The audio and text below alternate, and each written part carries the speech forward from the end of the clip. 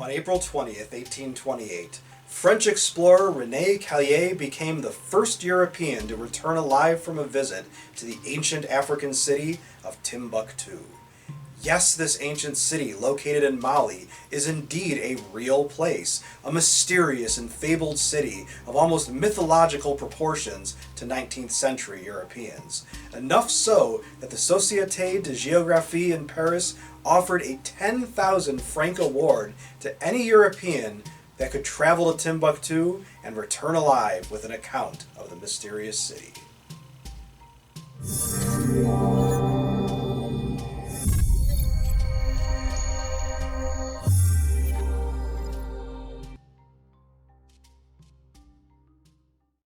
Africa was still the dark continent to Europe in 1828, largely unexplored and hostile to intruders. With limited natural ports, tropical diseases, and hostile natives, Europeans found travel into the interior of Africa quite problematic.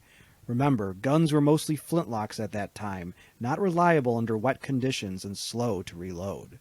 A large European force equipped with cannons would be too awkward for travel into the interior of Africa, so any technological superiority of the Europeans would mostly be moot. When Caillié returned to France, he was not only awarded his monetary prize, but was also awarded a gold medal by the Société de Géographie. Working with scholar and writer Edmé François Jomard, Caillié published his Tales of Timbuktu in 1830, providing a glimpse into African culture and life in the interior. Caillié suffered illness on his epic journey to Timbuktu, at one point delayed for 5 months by illness. Having taken a mostly west to east route on his trek to Timbuktu, Caillié's return journey went more northerly through the Sahara Desert to Morocco. Prior to the famous trip and trek of René Caillié in 1828, British Major Gordon Laing had reached Timbuktu in 1826, only to be slain as he tried to leave the city.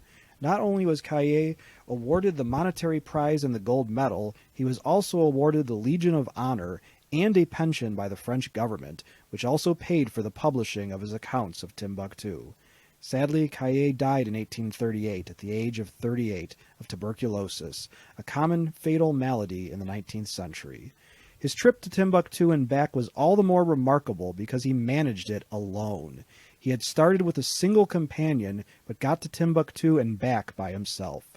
Caillié's success was no accident, as he had made careful preparation by studying the Arabic language and the religion of Islam to facilitate his travel among Arabic speakers and Muslims. Unlike the message from Major Laing that had gotten back to Europe describing Timbuktu as a wondrous city, Caillié claimed Timbuktu was somewhat of a disappointment as a small and unimportant city.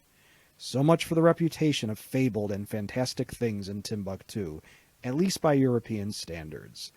Nevertheless, unlike El Dorado and Shangri-La, Timbuktu was indeed a real place, established in the 12th century and flourishing for a time as a trading center for ivory, salt, gold, and slaves. By the 14th century, Timbuktu had become part of the massive Mali Empire before changing hands between Tuareg, Songhaian, and Moroccan overlords over the succeeding centuries. After the golden age of Timbuktu during the times of the Mali and Songhai empires, the city gradually declined in importance and power over the centuries following Moroccan conquest. By 1893, the city was a shadow of its former glory and was taken over by the French. Even more recently, in 2012, during the still ongoing civil war, Islamist militants destroyed various heritage sites in the city. Today, Timbuktu has a population of only about 54,000 people living in poverty and stricken by desertification of the area. As a note, Encyclopedia Britannica defines desertification as the process by which natural or human causes reduce the biological productivity of dry lands. The history of Timbuktu is thus a story of glory and tragedy. Islamic scholars writing about the glory of Timbuktu during its golden age before its decline fueled the European idea of Timbuktu as a marvelous great city of wealth and power, when in fact by the time Caillié made his 2-week visit to Timbuktu, the city had already declined precipitously. As a question for my students and subscribers, have you ever heard of Timbuktu? Did you know Timbuktu was a real city? Please let us know in the comments section below this video. This video is part of a collaboration with various other history YouTubers. To see the video that precedes mine in our collaboration and the one that follows, please check out Useful Charts video about Rain Queens in South Africa and VC3 Productions video that answers the question, what was the Scramble for Africa?